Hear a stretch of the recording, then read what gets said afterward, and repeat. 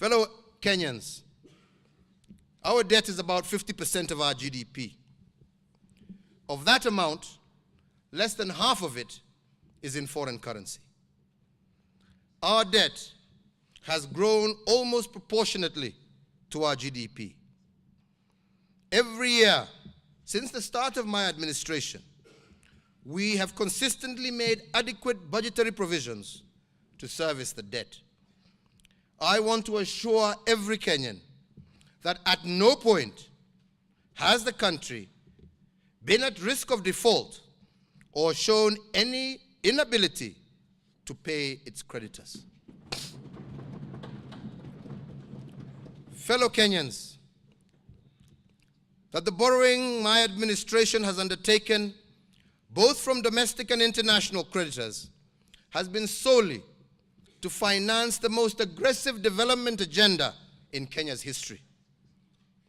The evidence of the greatly expanded transport infrastructure, increased energy production, increased access to electricity, and improved security are plain for all Kenyans to see.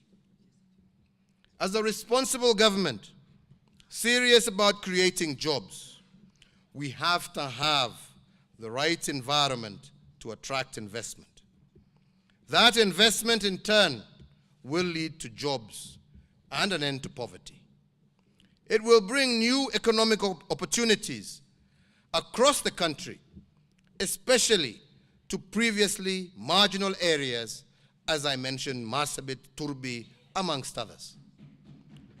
I assure every Kenyan that all the funds borrowed will continue to be put to good use.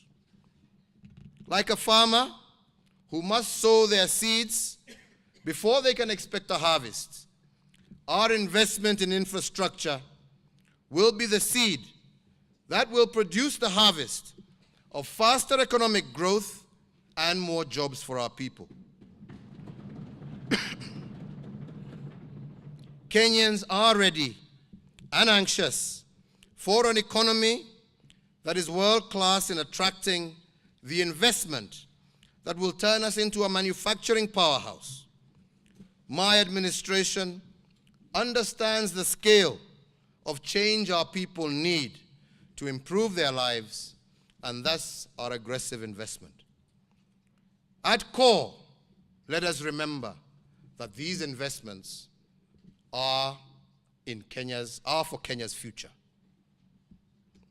On the issue of access to credit for SMEs, it is unfortunate that the unintended consequence of capping of interest rates was a slowdown in lending by our commercial banks.